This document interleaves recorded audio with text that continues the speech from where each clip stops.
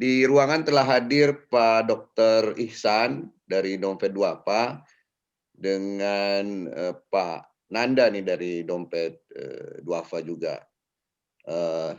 Kita nanti dengarkan kira-kira 15 menit ini Pak Dr. Ihsan, kemudian nanti kita tanya jawab 15 menit ya sama dokternya ya, nanti kalau yang sama teman-teman itu bisa dilanjut setelah 6:30 nanti kalau ada yang mau tanya dengan teman-teman yang lain. Ini Pak Dokter rata-rata bangkir nih di ruangan ini. Oh ya. Kebetulan ya, Assalamualaikum Menteri warahmatullahi Kesehatannya wabarakatuh. juga sekarang bangkir juga gitu kan.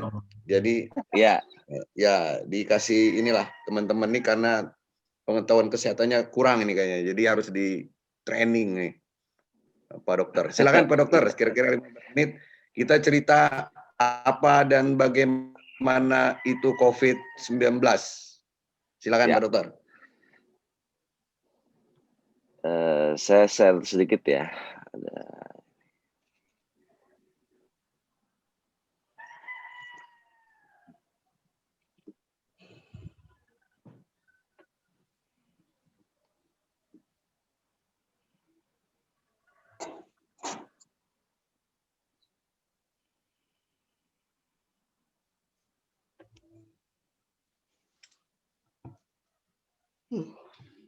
Ya, Assalamualaikum warahmatullahi wabarakatuh. Waalaikumsalam warahmatullahi wabarakatuh. Ya, saya Dr. Ihsan Satria. Perkenalkan, saya Dr. Ihsan Satria. Di Dompet Duafa saat ini diamanahi untuk bekerja di Rumah Sakit Kartika Pulau Mas sebagai sebenarnya kalau di rumah sakit saya di direktur penunjang, Pak. Gitu ya. Jadi direktur penunjang medis. Memang alhamdulillah Rumah Sakit Kartika Pulau Mas dan beberapa rumah sakit Dompet Duafa yang lainnya saat ini memang sudah turut menyertai pemerintah untuk menangani COVID-19 di seluruh Indonesia. Gitu. Jadi mudah-mudahan saya ada share sedikit gitu ya mengenai apa sih COVID-19 itu dan bagaimana update terkini gitu kan terkait mengenai COVID-19 itu sendiri. Ya, mungkin seperti kita ketahui bahwa ini sudah kalau di Indonesia itu menyebarnya mulai 13 Maret 2020 gitu ya. Tapi sebenarnya di dunia itu baru masuk di 31 Desember pas lagi orang banyak keluar gitu ya. Pertama di Wuhan gitu kan dan menyebar ke seluruh dunia gitu ya. Nah, sebenarnya apa sih COVID-19 itu sebenarnya yang kalau dari yang terakhir dibilang adalah pertama dari hewan ke manusia, lalu memang masih berkembang penelitian kayaknya sih nggak mungkin kalau dari hewan ke manusia, ini kayaknya dari manusia ke manusia gitu ya. Jadi coronavirus itu apa? Kalau sebenarnya yakin teman-teman sudah paham bahwa itu dia bentuknya ada coronanya kayak matahari gitu ya. Kalau kita lihat di matahari itu ada seperti spike-nya itu ya, kepala-kepalanya ini kalau kita lihat di sini, ini ada kayak apa ya, kayak mahkota ya, corona itu kan mahkota, itu di situ. Jadi kenapa dia namanya coronavirus gitu ya. Jadi berkembang dulu awalnya ada SARS, ada MERS gitu ya. Saat ini coronavirus 19 dibilang COVID-19 gitu. Nah, lalu bagaimana tadi mungkin sudah share sedikit dari teman-teman yang sudah lulus ataupun masih bergejala gitu ya. Paling berasa itu di batuk gitu ya, batuk bisa berdahak, bisa tidak gitu, lalu ada nyeri tenggorokan, ada demam gitu ya. Yang paling ini adalah mungkin adalah sesaknya gitu ya, yang paling ditakuti oleh orang untuk SARS-CoV ini adalah sesaknya. Gimana juga penyebarannya juga cepat sehingga kadang-kadang sesaknya itu juga cepat gitu ya. Perkembangan penyakitnya memberatnya juga cepat gitu. Dimana kalau dikatakan di literatur gitu ya, kalau di seminggu pertama itu itu masa-masa kritisnya gitu ya. Masa-masa kritisnya itu kurang lebih 1 minggu pertama. Maka misalnya kalau ada di rumah sakit, saya di rumah sakit Kartika Pulau Mas itu kalau datang pas awal-awal COVID itu 1 hari itu mungkin bisa meninggal 4 sampai 5 orang gitu ya.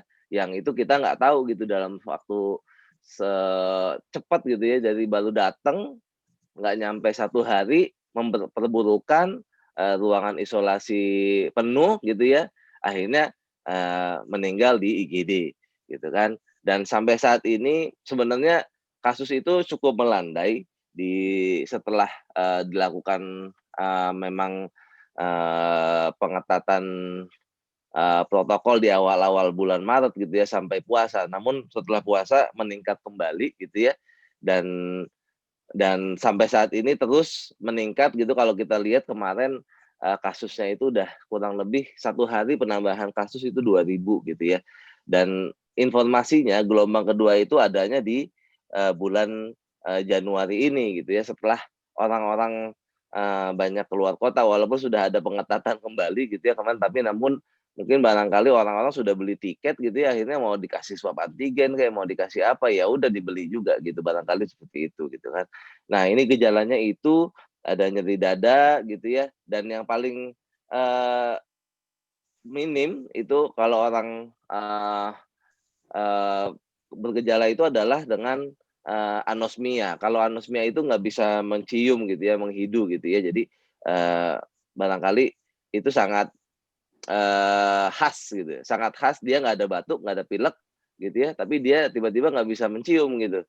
Lagi minum kopi kok nggak ada rasanya gitu ya, lagi makan pahit, rasa pahitnya nggak berasa. Nah, ini yang paling ada gitu. Lalu ada gejala buang air besar gitu ya, itu masih bisa untuk dinyatakan sebagai COVID-19. Jadi kalau bahasanya dia 1.000 muka, penyakit 1.000 muka, di mana seluruh sakit itu kayaknya beda-beda nih. Ada yang kami temukan di rumah sakit, dia hanya nyeri perut saja gitu ya, awalnya nyeri perut, pas perburukan kok nggak ada perbaikan nih nyeri perutnya. Kita ronsen, ternyata di ronsen ada pneumonia gitu. Pneumonia ya dicek lagi ternyata ada COVID-19, seperti itu. Lalu apa sih bedanya dengan influenza biasa gitu ya? Kalau ini gejalanya dia itu ada lebih banyak kalau pilek itu kan batuk, hidungnya meler gitu ya, hidung tersumbat, tapi kalau ini lebih banyak batuk-batuknya sama nyeri tenggorokannya gitu ya. Nah, nyeri tenggorokan itu biasanya lebih tinggi, lalu ada ini yang ini agak lama ya, ternyata kita ada temukan diare-diare juga gitu ya. Nah, memang jadi penyakitnya memang nggak begitu kentara, tapi yang paling khas adalah anosmia. Ya, yang terbaru yang paling khas itu adalah anosmia. Kalau udah anosmia hampir kemungkinan besar itu adalah COVID gitu ya. Nah, kalau kita udah tahu ini kalau penularannya droplet gitu ya, percikan gitu ya, apa bedanya droplet dengan aerosol? Droplet itu hanya 1 sampai 2 meter itu sudah jatuh ke bawah, aerosol itu bisa bertahan di udara kurang lebih 8 jam gitu ya. Nah, bagaimana ininya kalau kita lihat mungkin sudah sering lihat di di YouTube ataupun di sosial media seperti apa sih bedanya aerosol dan droplet itu gitu ya.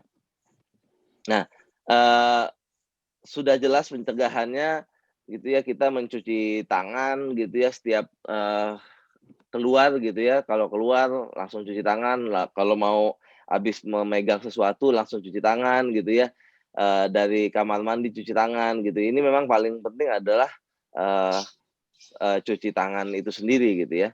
Lalu menghindari menyentuh mata, hidung, atau mulut dengan tangan sebelum cuci tangan. Jadi sangat penting karena dari situlah mula masuknya penyakit SARS-CoV ini, gitu ya. Lalu gunakan masker medis atau bedah di keramaian, gitu ya. Jadi kalau kita lagi keluar, mau nggak mau pakai masker medis ataupun bedah, ya saat ini diperbolehkan menggunakan masker biasa, walaupun ada beberapa masker yang tidak dianjurkan gitu ya, karena hanya satu lapis dan malah menyebabkan terjadinya aerosol. Misalnya seperti yang masker yang jenis ini ya, scuba ya. Yang scuba itu sebenarnya kurang disarankan karena dia satu lapis dan setelah diteliti kalau dia batuk malah dia menyebabkan partikel-partikel yang tadinya besar menjadi lebih kecil gitu ya, sehingga itu bisa menyebabkan aerosol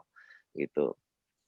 Nah, lalu ini etika batuk, kalau batuk sama bersin, kalau teman-teman tahu mungkin tutup walaupun pakai masker ya, tetap pakai di hidung, di bahu kanan atau kiri gitu ya, kita menutup mulut kita gitu ya, ataupun dengan tisu gitu. Nah, ini pola hidup bersih dan sehat, ya tadi seperti disampaikan oleh teman-teman yang eee, bergejala gitu ya dan sudah sembuh gitu ataupun masih ini memang eee, baiknya beraktivitas gitu. Jadi jangan hanya di tempat tidur apalagi mungkin isolasi mandiri nih. Isolasi mandiri biasanya kan hanya di kamar saja gitu ya. Nah, ini tetap harus ada bergerak gitu. Ya, jangan sampai nanti tidak melakukan itu sehingga daya tahan tubuhnya jadi sedikit berkurang gitu ya. Lalu diet sehat, exercise cukup, tidur cukup gitu ya. Lalu jika sakit ringan minum cukup, tinggal di rumah dan istirahat gitu. Jadi jangan memaksakan misalnya udah mulai batuk gitu, pilek gitu ya, akhirnya apalagi yang belum kena gitu ya, apalagi yang belum kena memang kalau ada sakit itu jangan-jangan itu memang sudah harus difikirkan ke sana, gitu ya. Jangan sampai nanti kita menjadi sumber penularan untuk teman-teman yang lainnya, gitu ya. Nah, itu. Nah, ini sedikit info dari Kemenkes gitu ya. Saat ini kalaupun kita memang bergejala gitu ya, nah ini dulu kita nyamain pasien dalam pengawasan gitu ya, kalau sekarang dinamakan suspek gitu ya. Lalu ada orang dalam pemantauan gitu yang ada demam, pilek dan itu memang harus dijaga gitu ya. Jangan sampai kita sering keluar, kita udah batuk, pilek, ada demam gitu ya, udah deh keluar aja dah gitu ya, ada kerjaan. Ya mau nggak mau memang harus dijaga, jangan sampai karena memang secara jujur klaster-klaster yang banyak itu adalah justru di perkantoran gitu yang kami temukan. Kenapa? Karena memang dia harus bekerja, tapi dia juga kadang-kadang mungkin badannya rasa pegel dikit gitu ya, atau mungkin ada demam batuk, akhirnya dia tetap jalan gitu kan, karena memang tugas dan kewajiban. Gitu, ini harus dijaga gitu ya. Nah, ini yang saya sampaikan tadi, cuci tangan memang merupakan saat ini cara paling ampuh gitu ya. Nanti saya ceritakan, mungkin bisa dibilang bukan vaksin, tapi saat ini adalah cara paling ampuh adalah dengan mencegah transmisi dari COVID-19 itu sendiri gitu ya. Nah ini cuci tangan setelah kita membuang ingus, batuk, pilek gitu ya. Lalu kita setelah memegang apapun gitu ya, di area publik gitu, toilet gitu, lalu pintu depan kantor gitu. Nah, itu sudah harus cuci tangan. Nah, lalu setelahnya kalau sudah sampai rumah gitu ya dari luar kantor, segera mandi. Karena apa? Kita nggak tahu di baju kita apakah menempel virus atau enggak, ataupun mungkin karena kita nggak pakai telapak tangan gitu ya, kita kan cuci tangan cuma telapak nih. Mungkin biasanya pakai siku gitu kita buka pintu. Nah, sikunya kan ada ini juga, nanti jangan sampai itu menjadi sumber penularan untuk orang-orang yang ada di rumah, gitu. Ini 6 langkah cuci tangan, ya, bisa dilihat nanti.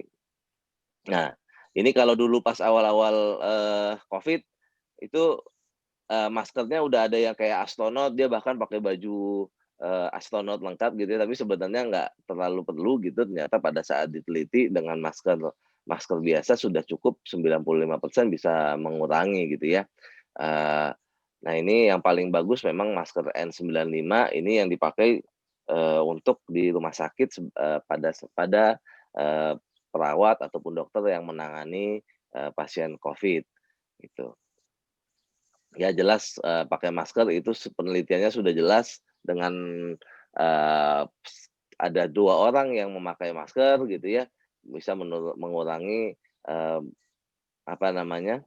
transmisi penularan dari COVID-19 itu sendiri, gitu.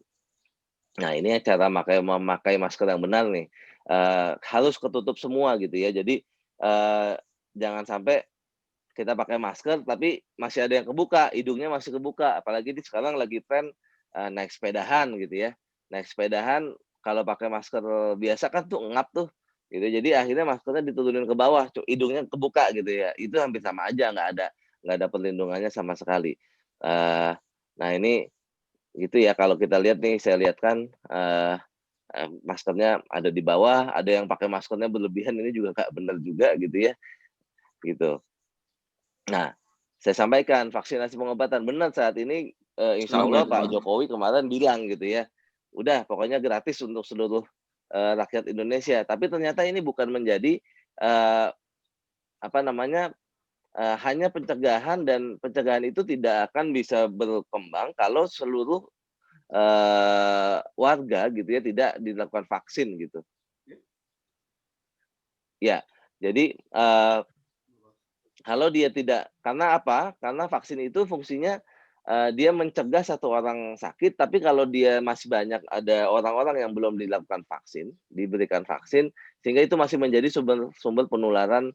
Dan kalau bahasanya, kalau vaksin itu kalau satu Indonesia misalnya gitu ada 300 juta, masih hanya cuman 30 juta orang yang divaksin, maka, dia masih akan terjadi pandemi eee, epidemi di, Indonesia gitu. Jadi, vaksin itu sendiri memang bukan menjadi, eee, sarana utama. Makanya kemarin, disampaikan bahwa tetap 3M tadi gitu ya, mencuci tangan, memakai masker, dan, eee, menjaga jarak. Itu yang memang, menjadi, pencegahan dan penularan gitu ya. Lalu pengobatan saat ini belum ada pengobatan antivirus yang khusus untuk, COVID gitu ya. Jadi memang ada antivirus ada, tapi antivirus itu masih global, bentuknya. Dia untuk flu sebenarnya, untuk, vaksin virus corona lain, tapi digunakan juga untuk,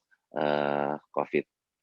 Nah ini mungkin yang penting gitu ya, di, tempat kerja seperti apa sih gitu ya, kita harus, pastikan tempat kerja bersih dan higienis. Memang ini harus, dilakukan pembersihan, berulang kali gitu ya di tempat kerja gitu ya. Jadi jangan sampai nanti, di tempat kerja, OB-nya memang, 1 jam sekali dia ngepelnya enggak, dia harus lebih sering gitu, terutama area-area publik yang memang, sering dipegang gitu ya. Misalnya, gagang pintu gitu ya, gagang pintu itu harus lebih sering dibersihkan gitu ya. Gagang pintu, toilet, segala macam itu harus lebih sering dibersihkan gitu ya, karena itu menjadi sumber penularan, dan membersihkannya juga, harus benar, itu. Eee, alat desinfektannya gitu kan, dan juga, lapnya itu sendiri pun jangan jangan 1 hari nggak diganti gitu ya, ini harus penting juga nih disampaikan gitu ya. Nah, lalu, promosikan tanda dan gejala serta daerah yang, Dokter, maaf 2 terjangkit, menit lagi ya, ada yang dokter. siap. Jadi promosikan tentang kesehatan, jaga jarak, pakai masker, dan lain segala macam. Lalu di depan sudah menggunakan, eee, pengukur suhu, itu cukup mengurangi gitu ya. Nah, ini. Lalu misalnya ada pasien atau ada karyawan yang bergejala, ya lebih cepat, lebih baik disampaikan ke, tenaga medis gitu ya. Nah ini juga sama seperti saya informasikan tadi gitu ya, karena kan pasti kalau di, tempat kerja ada yang naik kendaraan umum, ini harus disampaikan juga. Jangan sampai nanti, kita di, rumah sudah menjaga, di kantor menjaga, tapi di kendaraan umum kita kenanya gitu ya. Nah ini, penanganannya seperti apa sih? Ya kita pakai, APD gitu ya, lalu, diberikan obat gitu ya, terapi-terapi gitu kan, dan, oksigen serta yang lainnya gitu ya. Nah ini saja gitu kan. Nah, gimana sih kita meningkatkan sistem imun tubuh, istirahatnya cukup gitu ya, perbanyak makan sayur dan buah, rutin berolahraga gitu ya, dan yang kedua ini hindari stres. Tadi ada sempat teman-teman yang bilang hindari stres, sangat betul sekali karena stres bisa menurunkan sistem imun. Nah, ini mungkin bagi yang merokok ya mungkin sudah saatnya barangkali ya untuk mengurangi rokok gitu ya, ataupun tidak merokok kembali gitu. Karena ini kenapa merokok menjadi salah satu sumber penularan gitu ya, karena itu menyebabkan orang lebih daya tahan tubuhnya menjadi turun gitu ya. Nah, ini mudah dia jadi terkena virus gitu ya. Pak Fauzi, Ini madu rokok. ya. Nah, ini yang terakhir, hal yang perlu diperhatikan adalah jangan bepergian ke tempat keramaian gitu ya, jaga jarak dan menggunakan masker jika bepergian, higien diri, tetap tenang dan jangan panik gitu ya. Nah, ini yang mungkin saya sedikit sampaikan, apa sih kok pasti sering bertanya-tanya, gimana sih diagnosis dari apa namanya COVID-19 itu? Memang ada beberapa gitu ya, adalah dengan pengecekan antibody, rapid antibody. Antibody itu ada yang rapid, ada yang memang kuantitatif. IgG, IgM kalau barangkali rekan-rekan atau bapak-bapak dan ibu sekalian tahu gitu ya. Lalu ada rapid antigen, itu apa? Lalu ada swab PCR. Nah, kalau antibody itu hanya mengecek adanya antibody di dalam tubuh. Antibody dalam darah itu sendiri ada namanya IgG, IgM, dan ini biasanya munculnya itu setelah 7 hari sampai lebih dari 7 hari, sehingga ini agak sulit untuk mendeteksi memang orang ini pada saat ini dia terkena COVID atau tidak gitu ya. Lalu ada kedua rapid test antigen. Apa itu rapid test antigen? Rapid test antigen itu diambil dari swab tenggorokan atau dari hidung gitu ya. Nah, ini diambil materi genetiknya atau protein yang spesifik terhadap virus tersebut gitu ya. Lebih cepat 30 menit, tapi ternyata setelah diteliti beberapa protein itu mirip dengan protein flu yang lain. Jadi apa namanya, kalau dibilang sensitivitasnya gitu ya untuk mengetahui bahwa dia betul positif atau tidak, itu masih di bawah 95%.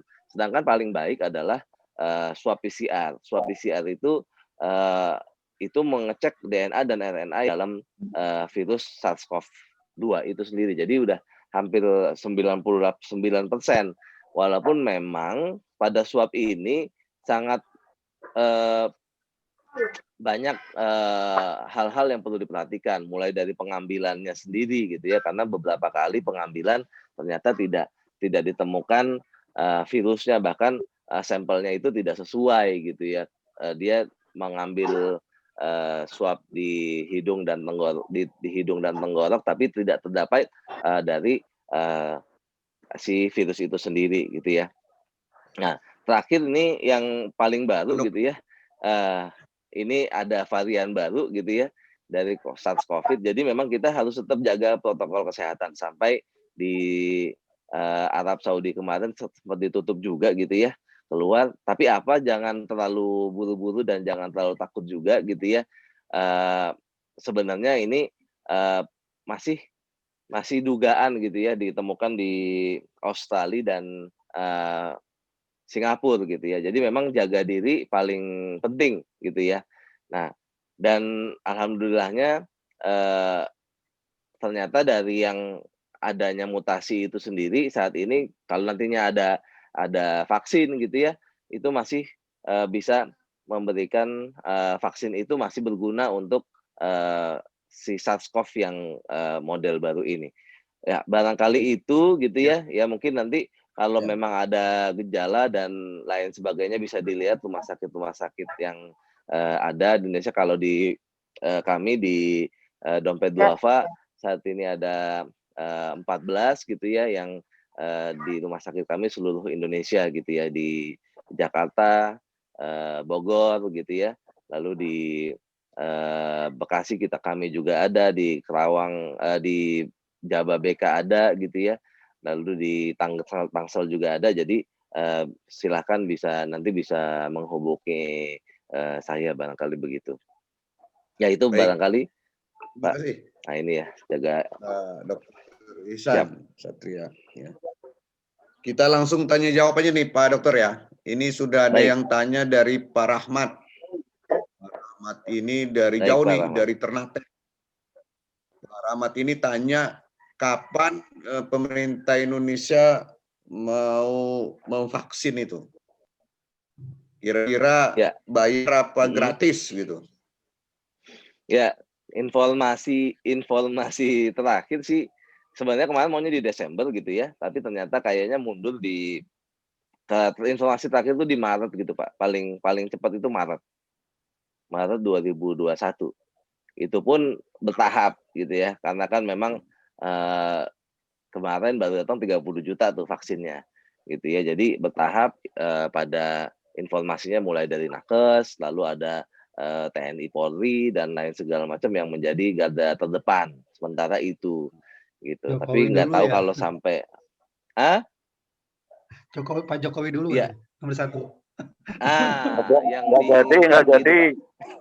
Jokowi nggak jadi divaksin, mana diprotes gitu. Top. Ya, Pak dokternya jawab dulu ya, Pak dokter. Ya, jadi begitu. Informasinya sih terakhir seperti itu Pak Syahril. Gitu. Gratis ya? Sekali ya. Gratis. Gratis informasinya Pak. Informasi ini kan gratis, informasi nih, alhamdulillah. Pak. Jadi, alhamdulillah. Gitu. Ya. Pak dokter, ada yang tanya juga tuh, kalau udah kena COVID, ya kan? Katanya nggak kena lagi. Begitu ya Pak dokter?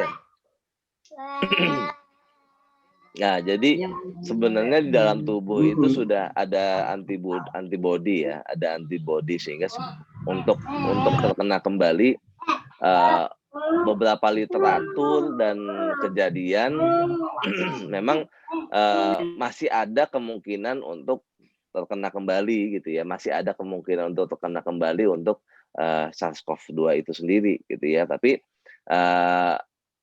itu pun kejadiannya kecil ternyata gitu, sehingga masih penelitian masih terus dilanjutkan apakah memang itu adalah. Jadi begini Pak, kenapa dia dinyatakan negatif, misalnya awalnya negatif terus lalu bisa jadi dia positif kembali. Jadi penelitian terakhir itu si RNA virus itu bisa berada di dalam tenggorokan ataupun hidung itu bisa sampai 3 bulan ke depan setelah sakit gitu, dan sudah tidak bergejala. Makanya sebenarnya kalau berdasarkan Kemenkes cukup 14 hari isolasi mandiri dan misalnya yang ringan ya, dan diberikan vitamin, lalu misalnya ada obat-obatan terapi suportif gitu ya, itu sudah cukup tanpa harus dilakukan swab lagi yang kedua. Karena kejadian di rumah sakit itu ada yang sampai 2 bulan dirawat karena setelah diswab masih positif, dan diteliti pada saat positif yang terakhir yang setelah 7 hari sebenarnya, setelah 7 hari positif itu kadar penularan kuman itu menurun. Jadi ini sudah tidak menularkan kembali sebenarnya. Jadi bahasanya pun nanti kalau positif di 14 hari itu sebenarnya sudah dianggap sembuh gitu ya, dan tidak menular gitu. Itu yang jadi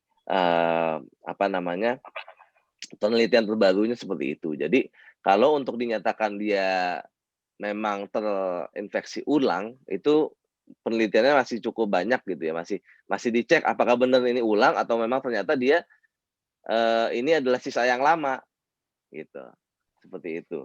Atau karena ini ada SARS-CoV-2 yang baru, nah karena kan daya tahan tubuh antibody tadi dia mengetahui antibody virusnya virus yang lama.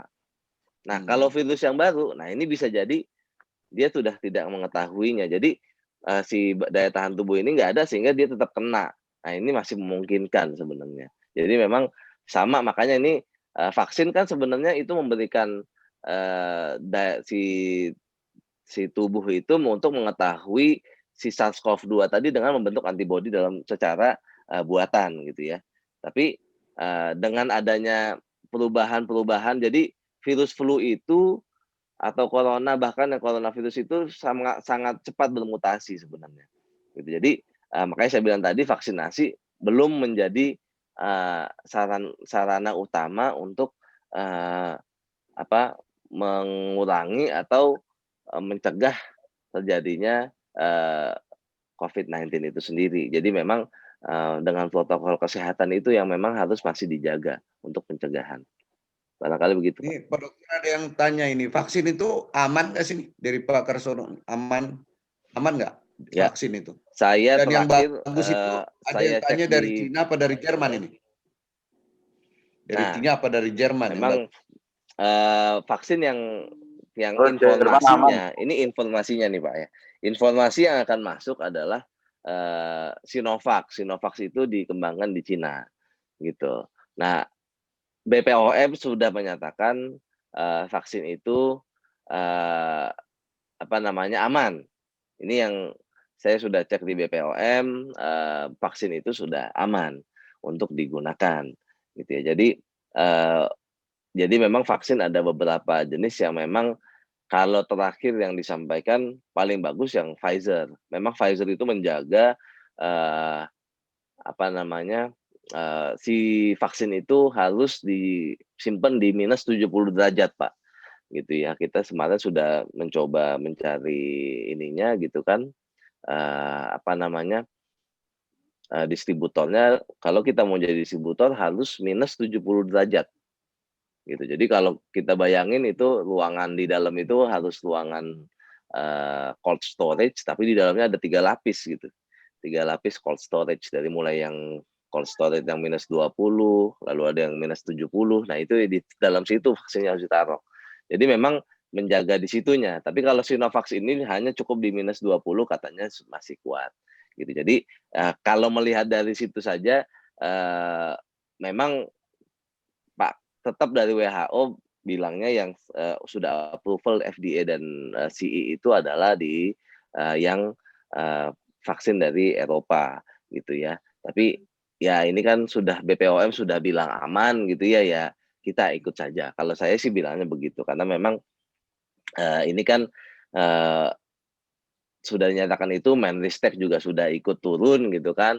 Ya menurut saya kita percayai saja, barangkali seperti itu, Pak. Baik, ini Karena yang terakhir nih Pak Dokter, ini banyak karena sih. waktu. Baik, Pak.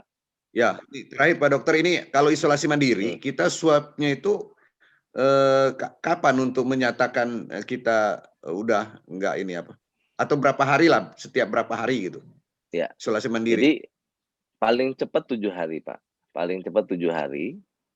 Lalu yang kedua minimal di 10 sampai 11 hari. Nah, lalu misalnya positif, ini dikembalikan ke manajemen, karena kan dia kan harus masuk kantor nih. Dia apakah harus negatif dulu ataukah memang cukup dengan isolasi mandiri sesuai yang disampaikan Kemenkes. Misalnya dia, saya sudah tidak ada gejala nih, saya 14 hari atau 10 hari sudah tidak ada gejala, maka dia tinggal tambah plus 3 hari, dia cukup isolasinya. Tapi kalau dia masih bergejala, nggak perlu diswab positif. Sebenarnya kalau Kemenkes tidak menyampaikan, seperti saya bilang tadi, Kemenkes saat ini tidak menyarankan untuk swab ulang, karena swab ulang bisa jadi masih positif tapi ternyata dia sudah tidak menularkan dan itu sudah cukup sebenarnya. Tapi saya kembali kebijakannya ke masing-masing dari tempat karyawan itu bekerja. Kalau dia memang harus negatif, ada yang harus negatif 2 kali bahkan. Nah ya itu mau nggak mau tetap dilakukan. Memang ini pencegahan lebih baik gitu ya. Tapi kalau mau mengikuti Menkes itu pun cukup sebenarnya. Minimal di 7 hari sampai 10 hari. Oke. Gitu. Lalu nanti diulang lagi 7 hari Terima lagi. kasih nih Pak Dokter. Mungkin kita closing statement dari Pak Dokter nih kira-kira kawan-kawan. Ya. Jadi memang saat ini yang paling baik adalah kalau kita mencegah pencegahan di kantor. Kalau ada memang karyawan yang sudah bergejala gitu ya, itu baiknya memang sudah istirahatkan di rumah gitu agar tidak ada penyebaran. Lalu baiknya juga dilakukan apakah itu swab antigen atau rapid antibody gitu ya, secara berkala pada seluruh karyawan di di tempat bapak atau ibu gitu ya. Kenapa? Karena untuk kita mengetahui, karena kadang-kadang ada yang nggak ada gejala, tapi dia ternyata punya kemungkinan terinfeksi dari virus COVID-19 itu sendiri, gitu ya. Karena secara jujur saya mungkin di beberapa lokasi gitu ya, di salah satu bank bank konvensional gitu ya, itu sampai ada setengah dari kami swab 60 orang, 30 orang itu hasil swab PCR-nya positif gitu. Jadi padahal tanpa gejala gitu. Jadi itu paling tepat dilakukan. Kenapa? Karena kalau kita tidak lakukan itu, kita tidak tahu siapa yang harus kita istirahatkan bahasanya gitu, Pak. Jangan sampai nanti dia menjadi penularan. Lalu yang kedua di kantor mau tidak mau, apalagi yang tertutup itu dicoba selalu adanya yang aliran udara gitu ya. Kalau tidak ada aliran udara itu akan cepat sekali penularannya, Pak. Saya sempat ada kasus gitu ya di pesawat gitu ya, dia dari itu kan lama tuh dari luar negeri atau ke luar negeri, dari yang Indonesia ternyata awalnya negatif, itu diswab ulang di negara luar, itu jadi positif karena ternyata ada satu yang memang dia bergejala, mungkin dia pada saat swab PCR nggak ada yang negatif gitu ya, pada saat dia jalan dia bergejala, dia menyebabkan karena sirkulasi tertutup di pesawat gitu ya, jadi itu jadi kena. Jadi memang paling penting adalah kalau memang bisa dibuka gitu, ada saluran, ada udara yang keluar masuk itu akan baik gitu. Lalu adanya melakukan pembersihan berulang di di kantor-kantor Bapak dan Ibu. Barangkali itu karena ini baik. Terima kasih nih Pak Dokter Ihsan baik dan teman di Dompet Duafa. Mudah-mudahan apa yang Pak Dokter sampaikan bermanfaat untuk kawan-kawan dan kita semua di seluruh Indonesia lah atau seluruh dunia terhindar dari COVID-19 ini. Sekali lagi terima kasih atas waktu dan ilmuannya Pak Dokter.